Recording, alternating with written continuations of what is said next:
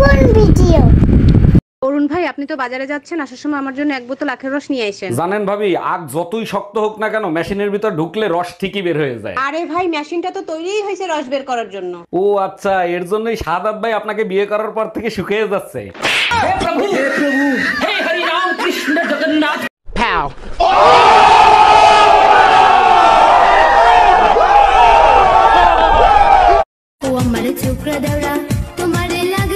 এগুলো কি বলেন ভাবি? ভাইজানের তো সর্বনাশ হয়ে যাবে। আচ্ছা ঠিক আছে, বলবো না, কিন্তু ভাইজানের সমস্যা কি সেটা তো বলবেন।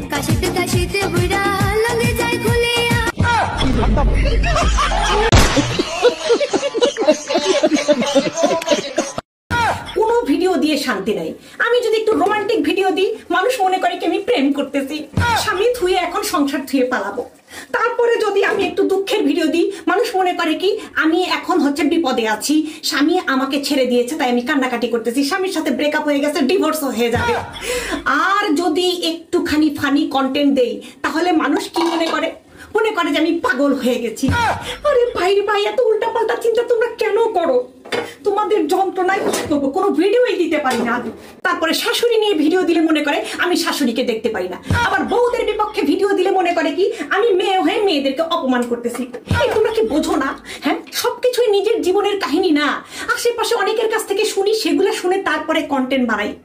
এখন এসে কিছু একদল লোক এসে বলবে, ও আমরা তো সব বুঝে ফেলে দিই, সেই জন্য এখন নিজের অজুহাতে নিজের পক্ষে কথা বলতে আসছে। মাথাটা খারাপ হয়ে গেছে। কেন যে ফেসবুকে একটা পেজ।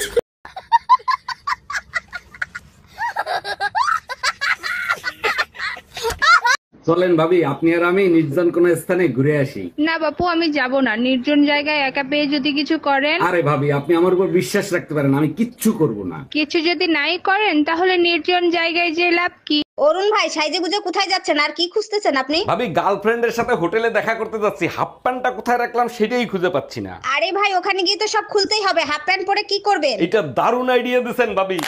কি হয়েছে ভাই, ওরকম করতেছেন কেন? ভাবি, সেইডের সাথে আটকে গেছে।